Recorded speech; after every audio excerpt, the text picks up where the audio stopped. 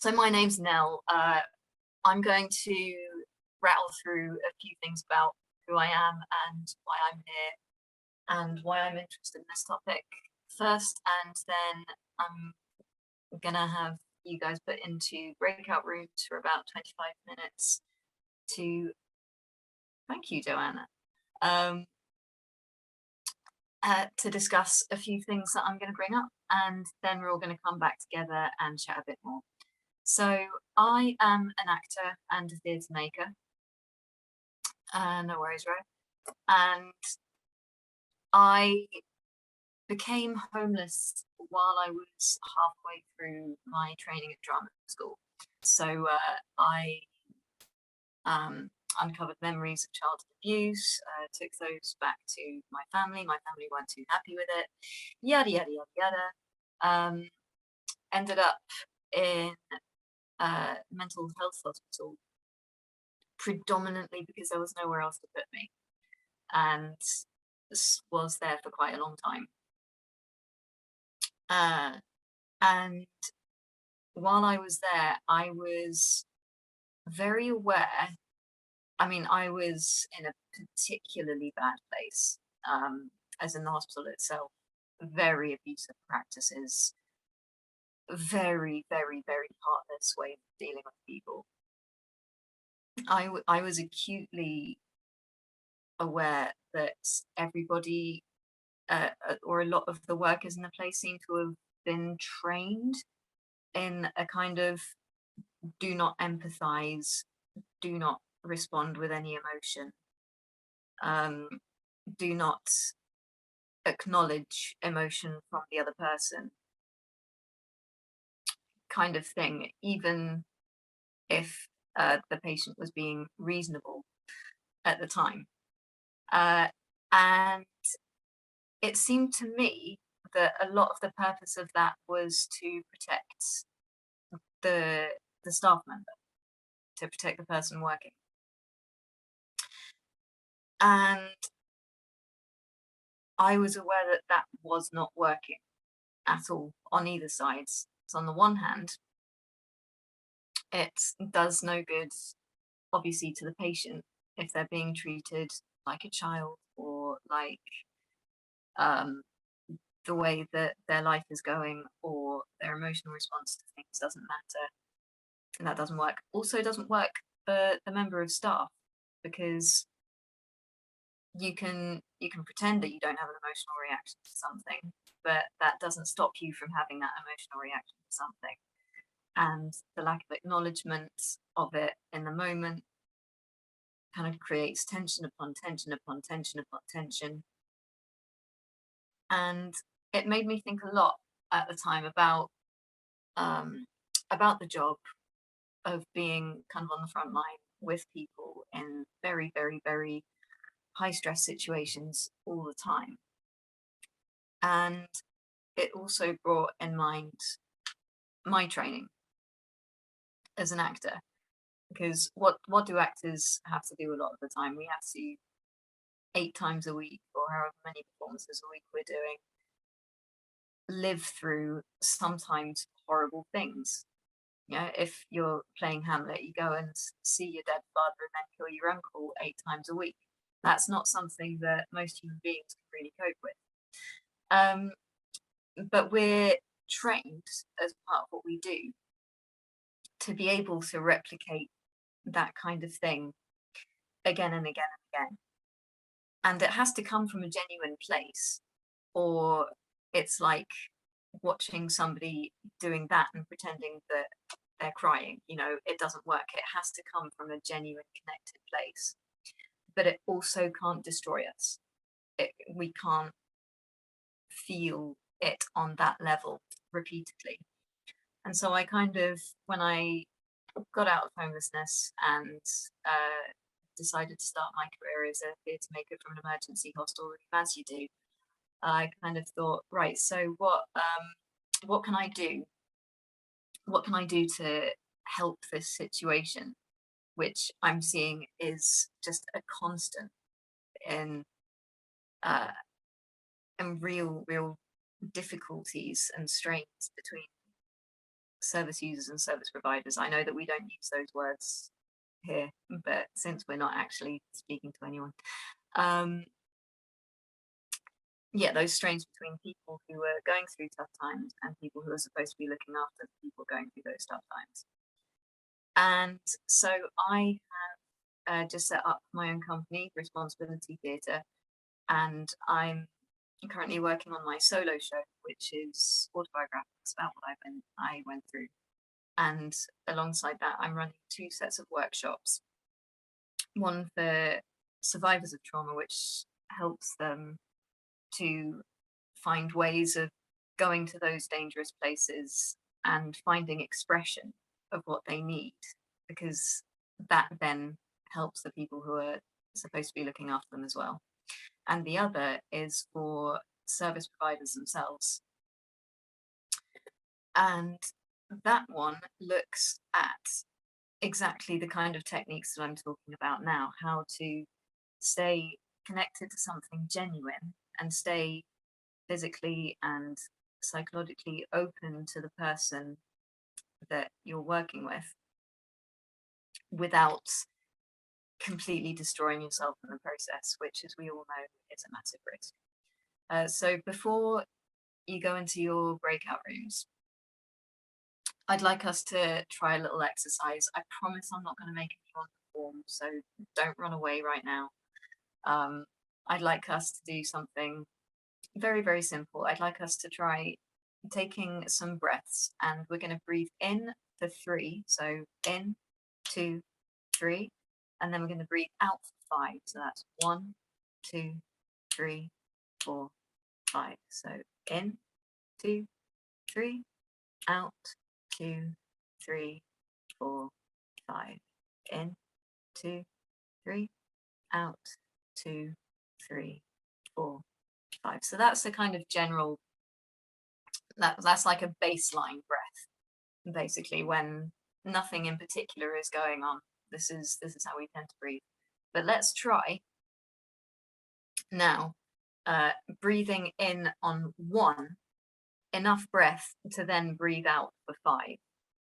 So let's try that. So 3, 2, 1, and then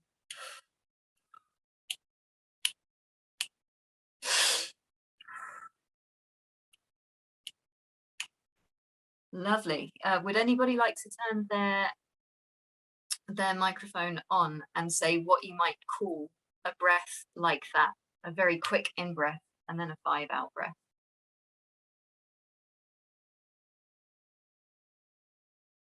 If you were describing what I've just done. Hyperventilation? Well, that would be if it was very quick, but close. That would be an in for 1 and out for 1, I think. My sense was panic followed by relaxation. Yeah, something like that. That's a good way of describing it, or a gasp. Yeah, there's all sorts of situations where, because essentially what your breath is doing is it's preparing you. Panic is an appropriate word, actually, because it's preparing you to deal with a situation. Imagine a flock of geese hearing a sound and immediately flying off altogether. That's an emotional reaction, technically. So that kind of gasp, panic, in-breath is what gets your body and your mind ready for fight or flight. It's biological, very, very simple process. Now let's try going the other way and try breathing in for 5 and letting it all out on a 1.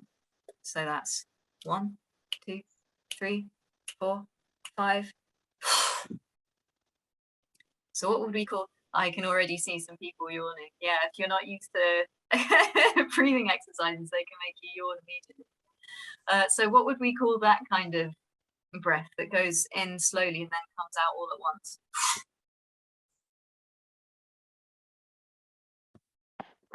Relief? Yeah, relief. A sigh.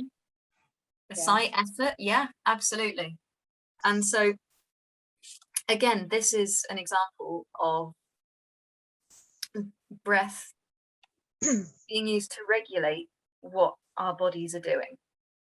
So sometimes if we've been kind of holding our breath for a long time because we're anticipating needing to use it along that fight or flight guideline, then we need to get rid of it all of a sudden to be able to go back to normal, yeah? So these aren't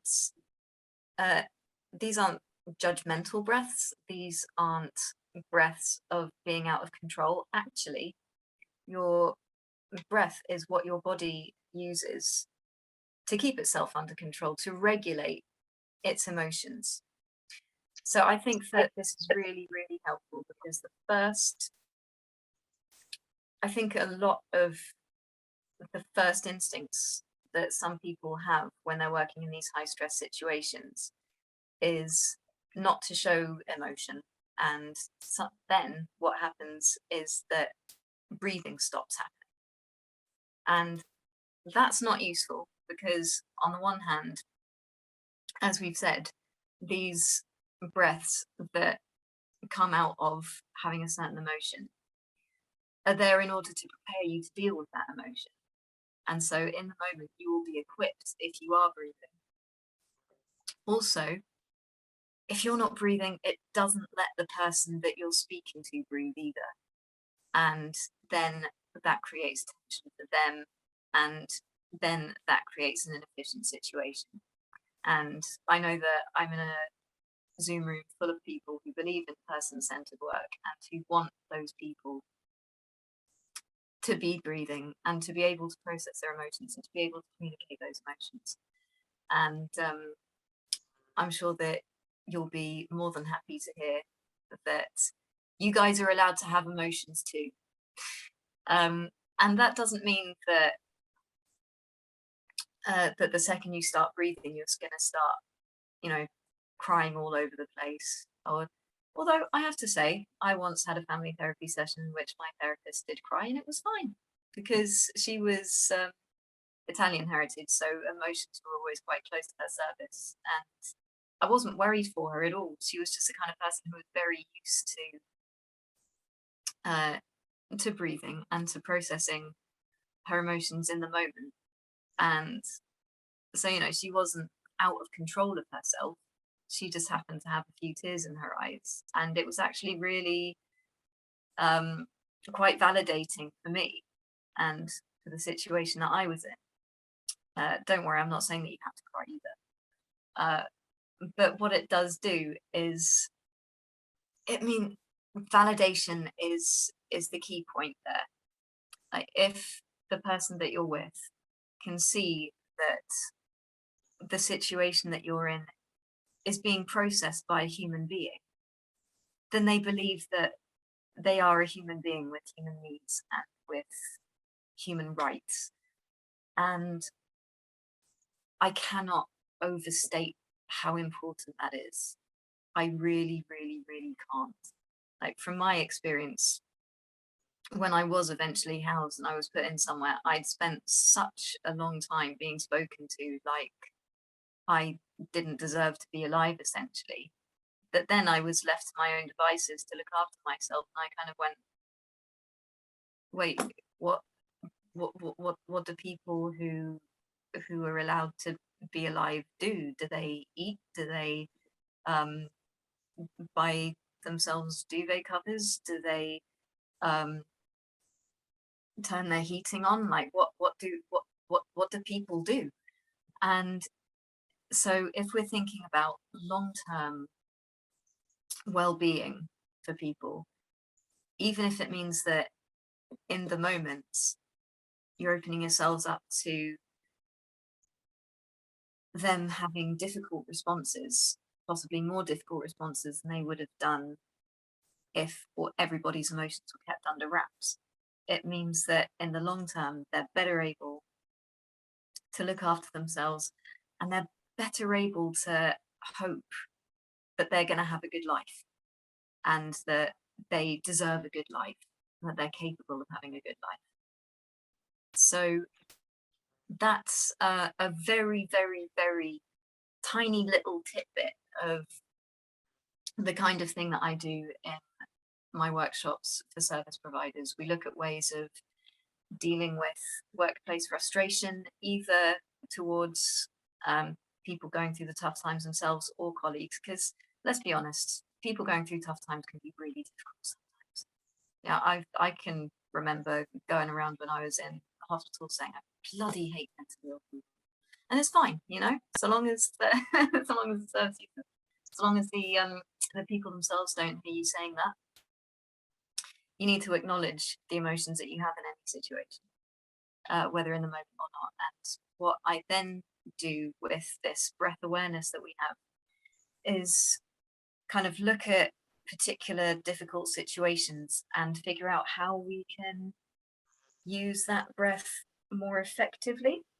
So I look a lot at something called the 8 basic emotions that all living creatures have, and the breath rhythms that go with them.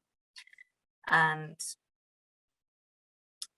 so, for example, the breath rhythm for sadness and for anger can be quite similar, like a sigh and an angry, in terms of like the speed of the breath or whatever, are quite similar.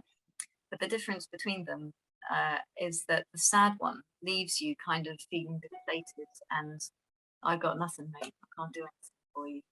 Whereas the anger one is quite energizing. It gets rid of the breath in an energized way and it's like, right, okay, we can do something with that. And so all of this processing of the emotions, so long as it can be channeled in a way that says to the person that you're working with, let's do something about this, it's absolutely fine, is brilliant, is wonderful. And what else did I want to say about that? In terms of, yeah, so in terms of a professional empathy,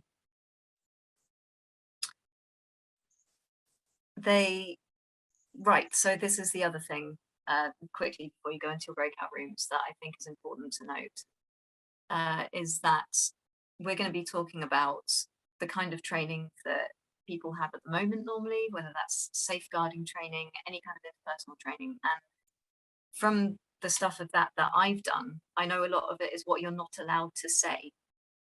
And giving people a lot of nots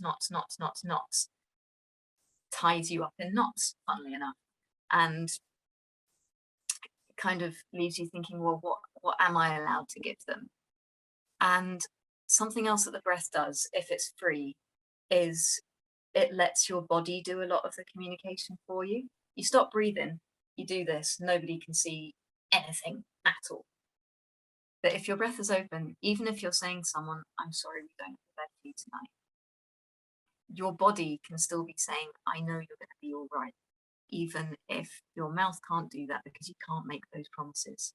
Your body can always say, I believe in you, I trust in you, you can do this, no matter what. Your body is allowed to be emotional, even when your words aren't. And that, again, is so valuable. So that's the last thing I want to leave you with before we go into our breakout rooms. And I'm going to give you some provocation questions. Feel free to stick to these religiously or to completely ignore them and just talk about the things that I've been going through in a different way, if that feels more appropriate, or just have a laugh about what this shit's all about, if that's better for you guys. Sorry, I swear a lot. I'm working theatre, it's just a thing. Cool. So the provocation questions are also going to be put in the chat, I think. So the first one is, what's the most helpful thing that you have ever taken away from workplace interpersonal training? I don't know if that's what it's called, but you know, safeguarding or bedside manner, whatever you're calling it. What's the least helpful you've ever taken from that kind of training? What role does the arts play in your life, whether that's in your personal self or in your professional self? And finally, when have you felt that your job has asked you to speak or act in a way that goes against your empathetic instincts? And how would you have wanted to be empowered in that moment? So what authority would you have liked to have, or what support would you have liked to have from your colleagues or from your boss or whatever? Yeah, I think I'm happy to leave you guys with that. Are we okay to go into our breakout rooms now? Yeah, we're ready to go. 25 minutes. Brilliant. Thanks so much, guys.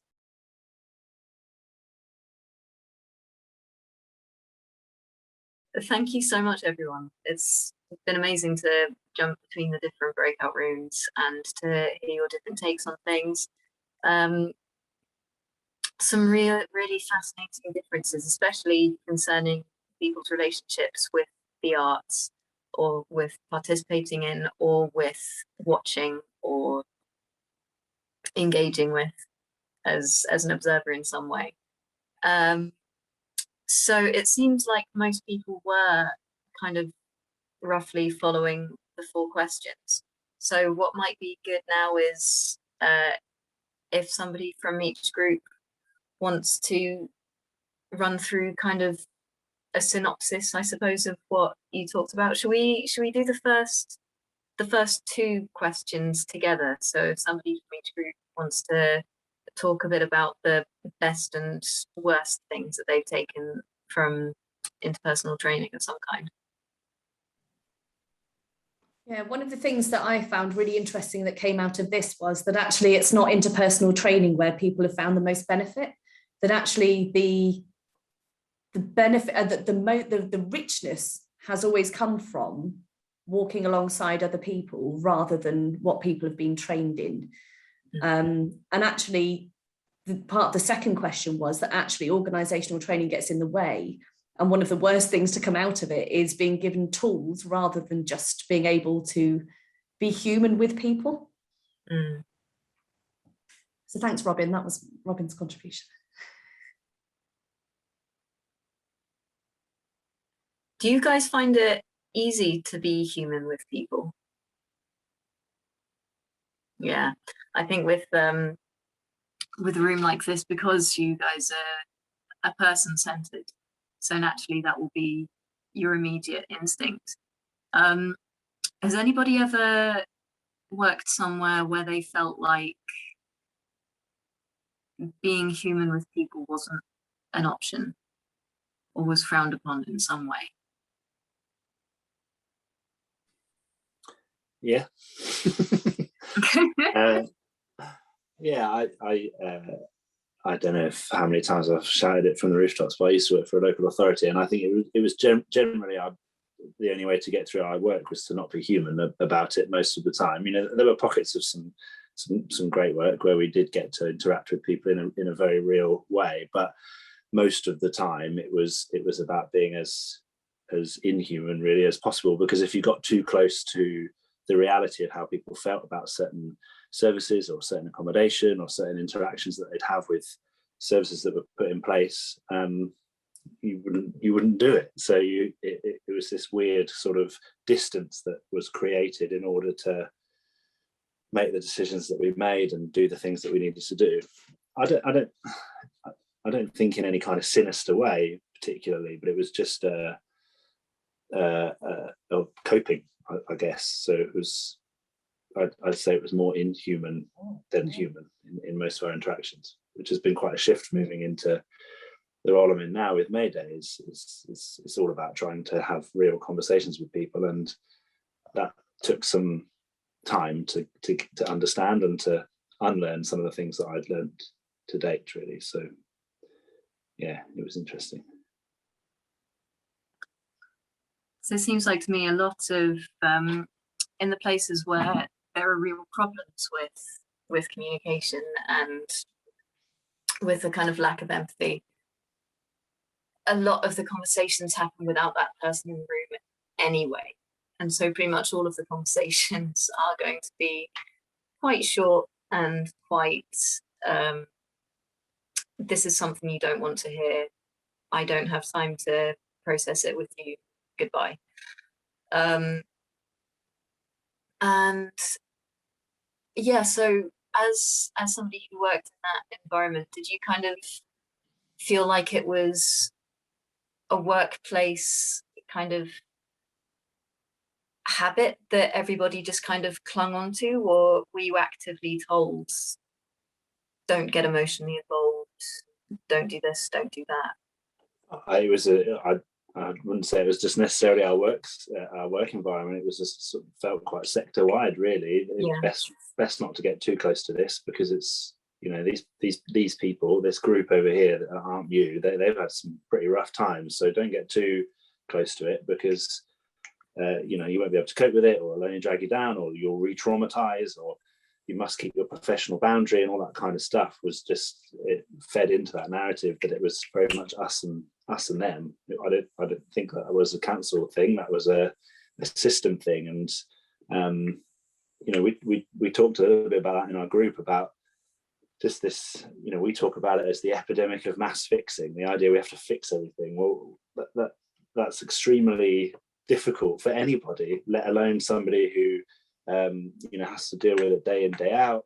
Somebody that probably isn't paid very much, probably doesn't have any kind of formal training or qualification. Not I'm suggesting that's what's needed, but you know, people are put into situations and expected to fix major structural issues all the time, fix the housing crisis, or you know, fix the mental health crisis. Like people carry that with them all the time, and have to do that with empathy, and have to do that with you know, control, and they have to be okay. And we'll sprinkle a little bit of reflective practice in the mix, and all will be fine. It doesn't seem very realistic to be able to maintain that.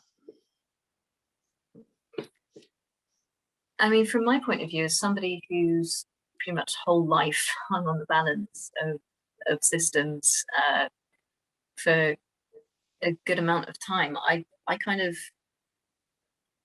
I wouldn't even in my most naive moments have believed in the idea of mass fixing. I don't think it's useful to think of these wonderful systems that can turn around and give you the keys to the place, and a job that you can jump straight into, and this or that and the other.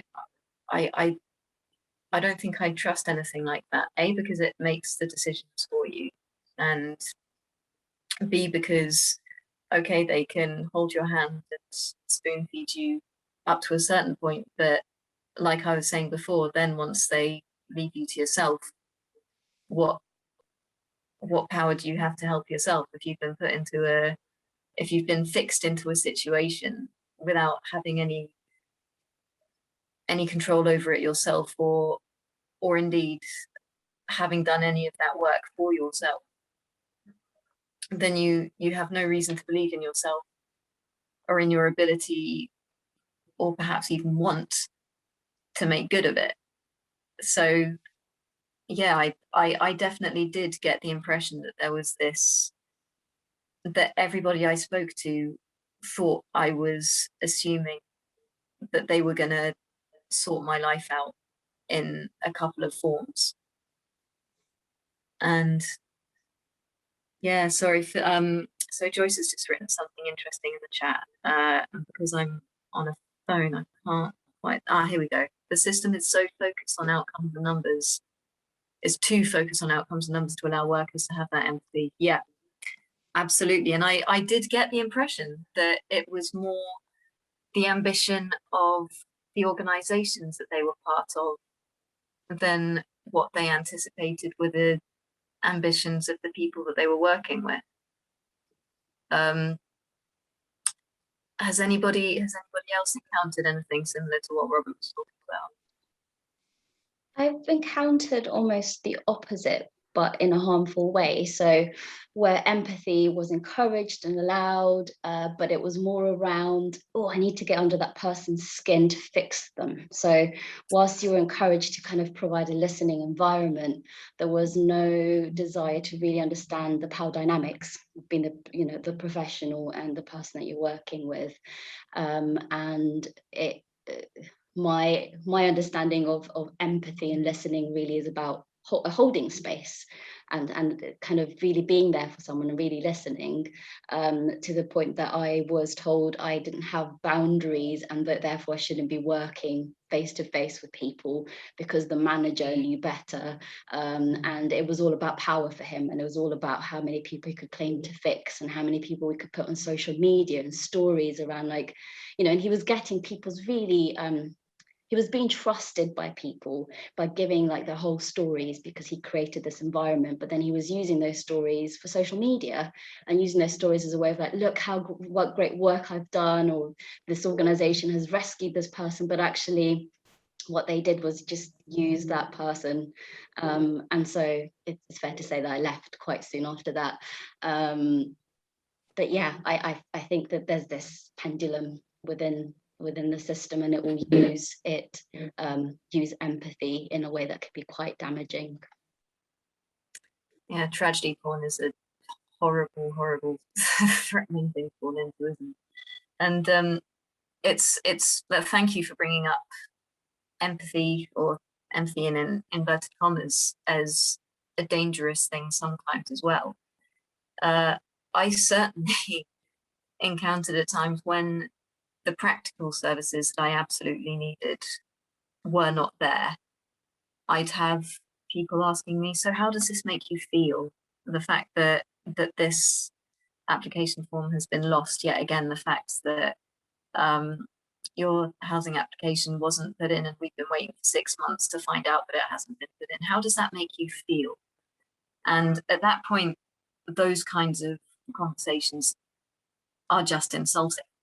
You kind of think, okay, put a roof over my head and give me a little bit of money to be able to feed myself, and then ask me how I feel, because before that, all I'm going to tell you is that I feel cold and hungry and scared. You know what I mean? So it is that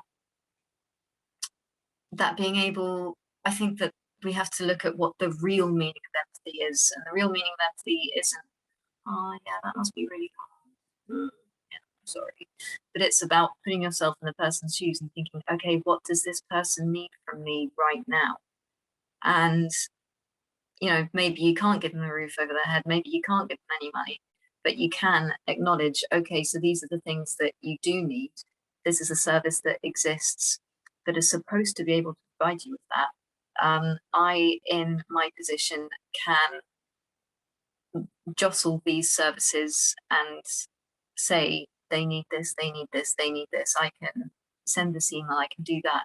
Sometimes being empathetic is rattling off a list of very practical, very unemotional things that you're going to do. Because, you know, people don't necessarily want to talk about their feelings all the time.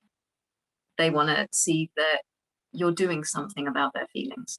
This is something I think I really want to drum in, is that I think a lot of the time within services, feelings are spoken about as if they're not useful, as if any kind of emotional conversation necessarily means wallowing in emotion. No, emotions are a way of showing ourselves what other people and what we ourselves need, and of then being able to respond appropriately to that. So yeah, you're absolutely right. Constantly like picking ourselves up on how we define empathy and what empathy is useful for is really valuable, and it's certainly not about putting people's stories on social media to show how great you are. Lovely. Is there anything else that anybody would want to add on experiences of training or of workplace habits?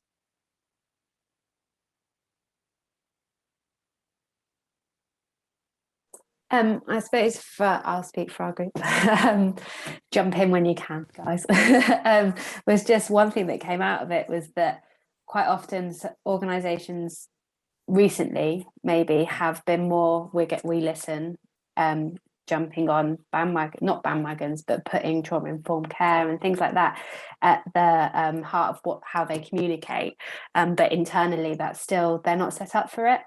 And so when people are very human, it sort of just creates chaos, because the organisation doesn't know what to do with that when you're a little bit messy, or when you don't fit on a form anymore. So it can be quite challenging to be human in an organisation, but also in a sense of, I think Rob jumped on it a little bit, it's seen as, if you are human, that lets you open to burnout potentially, because everyone's so obsessed with like listening to fix, like we've just discussed, you're listening to act on something, and that frustration when you hear something and you haven't got maybe the support of your organisation, you feel like you're going against it, that adds to the frustration of an already very challenging job.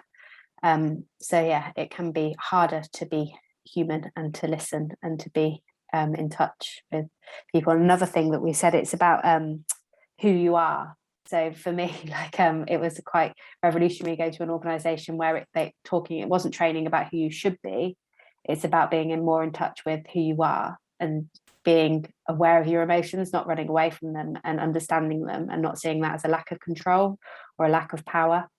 So that was, yeah, my little site. Yeah, that's really, really helpful. Thank you for that. Like, I think that's so valuable, knowing who you are and how you naturally respond to things, instead of kind of playing a part, I suppose. I mean, there's that whole, in my profession, there's that whole stereotype of, we do not act, we are. You must be, you must not act. And there is a lot of truth in that. You know, if you watch somebody who is responding how a director has told them to respond in a situation, it seems dead. Whereas if you see someone responding very, very organically to the person who's in the space with them, then it's great. And any part that you play on a stage will automatically have a lot of,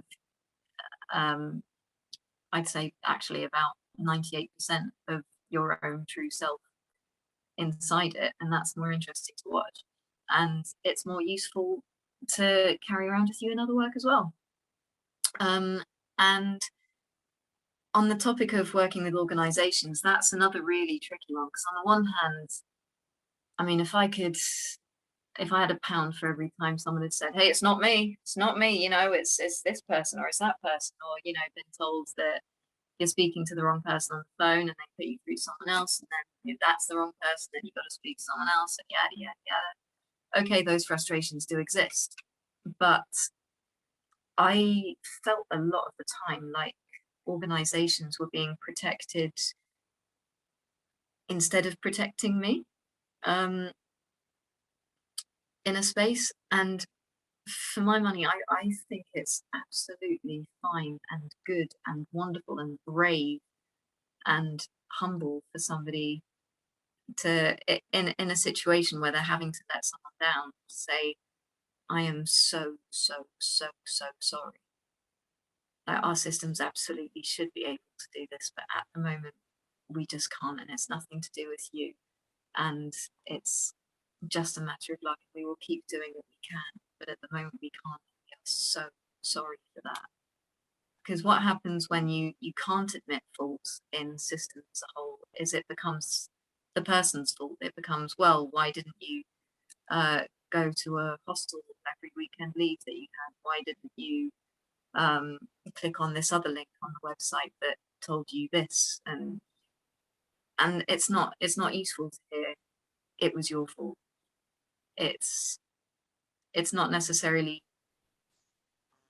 useful in a practical sense to hear it was our fault, but on the front of you're still worth saving, hearing I'm sorry is so special. Think about the number of people who anybody going through those tough times would want to hear the words I'm sorry from, and being able to get them very genuine from someone even that they don't have an emotional connection with, or who hasn't put them in terrible situations in their lives.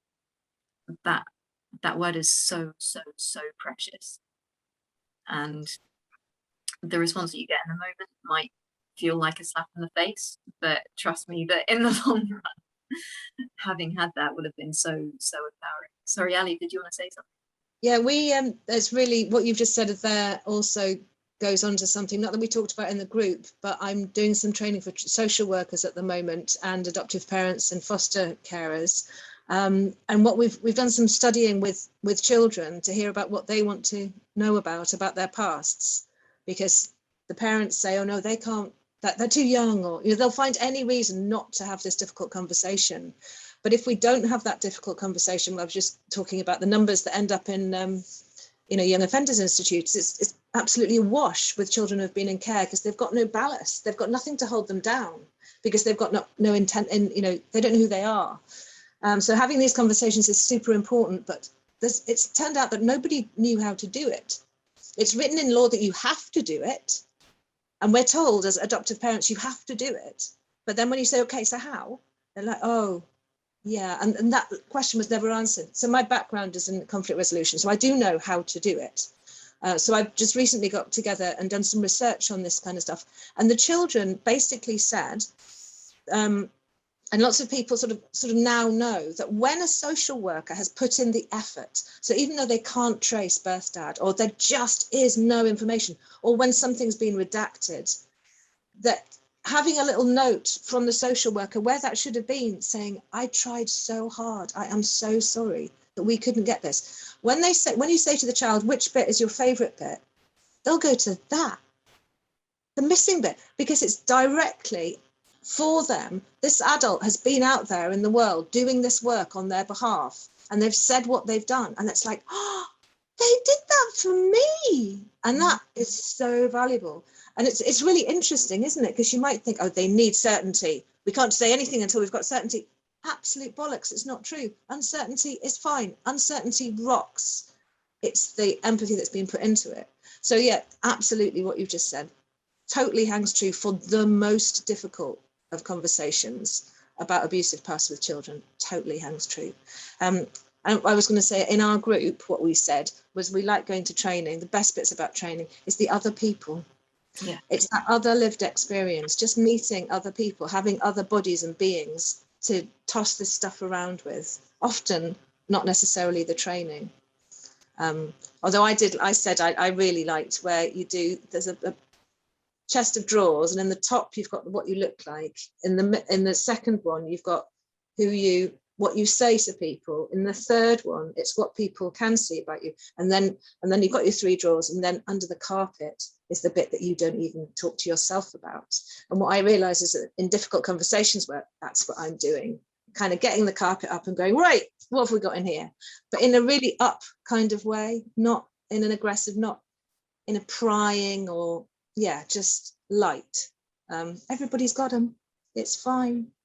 So that kind of stuff. So that's one that I remembered right back from the very first training course I think I ever went on. It was a fantastic training course, but that doesn't happen very often, I hear. So yeah, that was us, that was our group for those first 2 questions.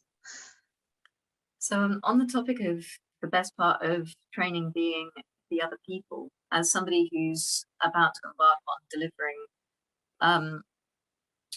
a kind of training / exploration ground, I suppose, would you guys say you'd most likely be interested in doing that kind of sharing and exploring with the people that you worked with, or would you be more interested in doing it with people from completely different organizations, just kind of doing that comparison, or having that anonymity within the space? I think there's a lot to be said for both. It's the short answer. I suppose in terms of working with people within your organization, there are people who might be your junior or your senior, or who may have transferred in from other areas of the organization, different departments, and obviously they can provide quite a nice view of the organization and having those conversations. But being able to speak, so I was in a room with Joanna and Bex, just listening to their experiences in terms of the training. I was like, oh yeah, that's really interesting. And then we would talk, like I think we spent about maybe 12 minutes just on question 3. So it's really nice having that outside perspective. I mean, ultimately, as you said, we're all people focused here. But having it from like different organizations and seeing the comparisons and like having the differences is also really useful. So yeah, that was really waffly way to say both. Sorry. No, that's fantastic. Speaking of question 3, should we rattle through? There are some interesting things that people are saying about their relationships with the arts. So of course, the reason that I asked this is because I'm doing my solo show, and I'm about to go into. I mean, I've done some public performances, and I'm going to do some more public performances, and I'm also going to be delivering it specifically to audiences of trauma survivors and of social and mental health care workers in advance of running these workshops. And I'd be interested to know from your point of view, if your boss said, right, we're taking you all off to the theatre tonight, would that be a, why do I have to give up my evening for this, or what, why are we doing this, or would that be something that you could see the point of?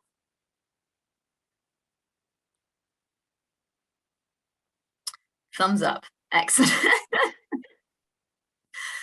Yeah, 'cause some people were saying that they found arts as a kind of release, or as a kind of a safe place to be. Some people even talked about using it in their own work, which I was really happy to hear. And for other people, it had been very much about a rigid training, you know, music lessons, and I must be good at this, and it's something that's going to go on my UCAS form or my whatever, you know. It's other people have had more kind of rigid experiences, I suppose, of the arts. But on the whole, how do people feel about artistic expression as a route to opening up new skills in their own work? I think it comes back for me. So Ali jumped on, it's that people don't know how to have those awkward conversations and communicate, for me. And I think the arts is a way that we could all learn. But another element was that and the arts is, I think this was discussed in our group, Tara and Mary, was that it allows you the opportunity to play a role. And so you could take your professional steel hat off and allow you to actually walk, in some respects, as close as you could in the shoes of someone else, and potentially have an idea of what that person, it feels like for that another person. And that's quite a powerful thing, and I think for arts in that sense, and the role of which. And I think if you took this conversation and put it in a traditional, so we say, service provider meeting, they would think you're fucking crazy. But I think it's a really important thing for everyone to learn how to communicate a little bit better, and learn how to, I know I said it before, but be a little bit more comfortable with their emotions. And for me, arts is one way of doing that. Yeah, 'cause it's pretend, isn't it? We're not actually feeling things. You can still feel safe because you can just take your arts. Absolutely. So now all I have to do is find ways of convincing those those service providers to engage in that kind of thing. All right, lovely. It's because we've got 10 minutes left. I'm gonna pause the conversation for a moment to do a few last things with you, and then if we have a bit of time afterwards, then absolutely we can continue the conversation. And I'd also like to say we can continue the conversation anyway. So I believe Ashraf has got some links to my email and to my company website and to my Twitter accounts. Please do get in touch if you'd like to. So if you just want to talk generally, then my personal email, nellhardy.actor@gmail.com, is best. As I say, I've got a bit of Arts Council money to deliver some workshops, etc. In the new year. So if you or your, yay, thank you, Stephanie. And so if you're interested in kind of getting on board of that particular iteration of that work, then nell@responsibilitytheatre.com is probably the best. If you want to continue this kind of open in public conversation, then please do give me a shout on Twitter, either Nell Hardy Actor or R_A_theatre, and let's keep this going. I'll be writing up a kind of relay of the session and what people have been talking about for the New System Alliance website eventually, so let's keep going. And if you're interested in seeing the show and you're in any way accessible to East London, then it's going to be at the Poplar Union next week, this day next week actually, at 7:30 p.m, 16th of November, and it's called NoMad. And I'm also running some public versions of my 2 workshops. So for service providers on Saturday the 20th, and for trauma survivors on Sunday the 21st, the first one at 10 till 1, and then the Sundays 11 till 2. And details of that are all on the Popular Union website, and you can book there. Finally, I just want to do a really silly little thing with you guys to set up a different kind of space for you to work in for the rest of today, just to try it out. So I'd like us all to take 3 breaths in and 5 breaths out. And then we're going to have a gasp. And that gasp has thrown a golden ball up into the air, which now, as you breathe out for 5, that's landed inside you, and it's just created a really warm glow in your center. And I want you to feel that warm glow and look at it going into the bottom of your feet, and keep breathing it into the different parts of you. If ever it starts to feel a little bit limp or like it's going away, just feel it in the pit of your stomach. That's where it lives. And just breathe it into your fingers. Maybe you need to give bits of yourself a little flick or a bit of a stretch to get that, and just feel that warmth. And in that warmth, look around the space that you have around you, the working space, and clock if there's any bit of it that feels really good, or if there are any items in the room that hold any unpleasant resonances with you today. Maybe you were staring at one particular thing while you were having a really difficult phone conversation, or just notice the bits of the room that feel good and the bits of the room that don't feel so good at the moment. And then in a moment, we're going to take another gasp, and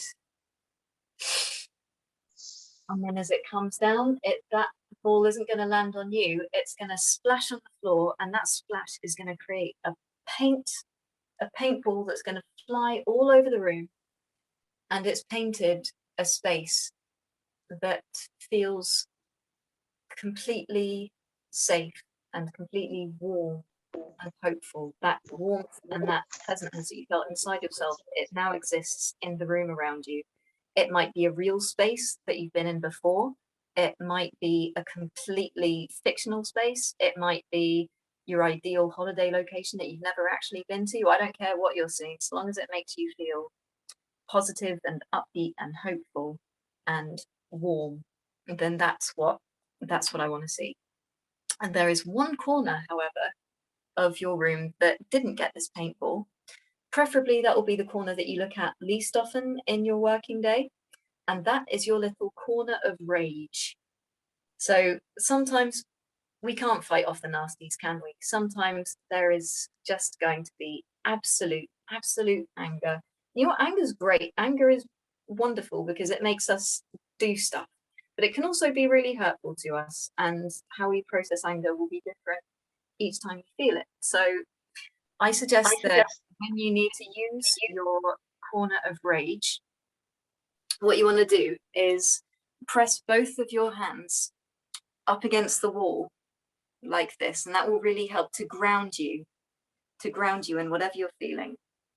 And there your visualization might take you to, maybe you really want to revel in the anger and imagine yourself as like a heavy metal star who's like bashing their electric guitar over the head of whoever's just made you really angry.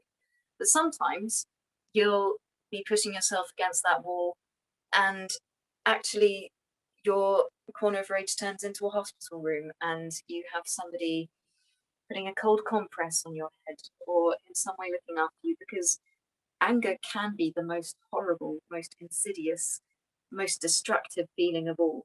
And if to get through it, you need to imagine somebody saying, poor thing, and just healing you and doing whatever you need to regulate yourself and to forgive yourself for it, then that's what it is. So that's what I'd like to leave as a little bit of a well-being gift to you as you go on to have whatever conversations you have later on in the day, is surround yourself in a space that feels warm, in a body that feels warm, and just know that you have your corner of rage there for you if you ever just need to go and wallow or heal or throw electric guitars over the place.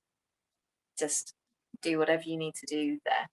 So yeah, I hope that some of that has been useful. If it's not, and you just want to laugh at the holistic hippie shit that you've just done, then that's also absolutely fine.